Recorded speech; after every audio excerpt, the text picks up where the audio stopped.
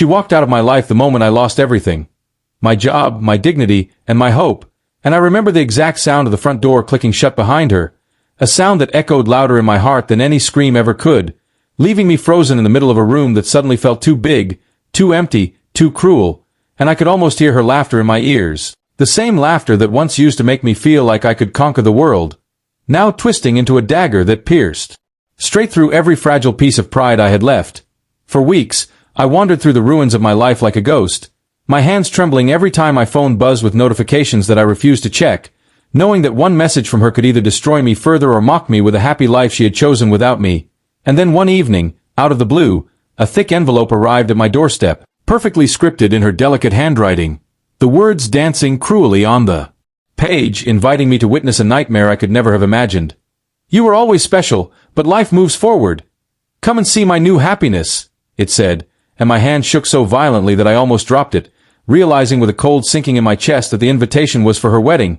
with my best friend, the man who had promised me brotherhood, the man I had trusted with secrets that no one else knew, the same man who now smiled beside her in photographs that circulated on social media, every picture stabbing me deeper than the last, and I remember sitting on my worn-out couch, staring at the wall, unable to breathe, my heart pounding as if it were trying to escape my chest, feeling every memory, every laugh, every whispered "I love you" between us crumble into ash as if it had never existed, and yet, despite the betrayal, despite the humiliation, I knew I had to go, because witnessing this horror firsthand was the only way I could confront the truth of what they had done, the proof of a love I had thought was mine being handed to me in the cruelest way possible. And so I found myself standing outside the grand hall on the night of the wedding, my suit slightly rumpled, my hands clenched so tightly that my knuckles turned white, heart hammering, and the lights inside shone like a spotlight on every lie, every betrayal, every secret they had shared behind my back, and the first time I saw them together, I felt my knees almost give way, my stomach twisted into knots, and I had to lean against the cold stone wall to stop myself from falling. The sight of her smiling at him, the way his hand rested on her waist, their laughter echoing in perfect harmony, a symphony of everything I had lost, everything I had been denied, and yet, I refused to crumble completely, instead choosing to watch, to absorb every moment, letting my heart break with every movement, every glance, every toast that celebrated a life I was no longer a part of. And then, in the middle of the ceremony, I caught a fleeting glance from my so-called best friend, a flicker of guilt in his eyes that he quickly masked with a smile, and in that instant, a fire ignited inside me, not of rage, but of clarity, realizing that the betrayal, as sharp as it was, could not define me, could not take away the strength I still possessed, the resilience I had almost forgotten, and I let my gaze fall on her one last time as the priest pronounced them husband and wife, and in that moment, I decided silently, quietly, that I would rise from this devastation,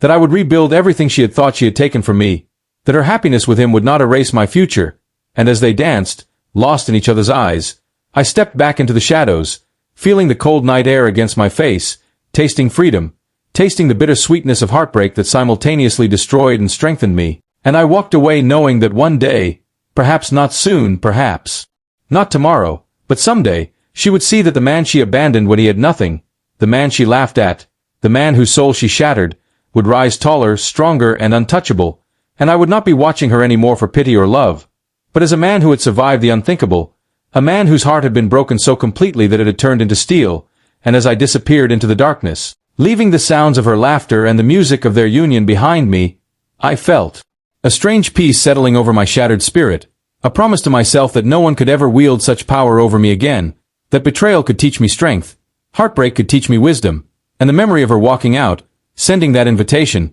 and marrying my best friend would forever be the fuel that drove me to a life she could never touch, a life she could never shatter again.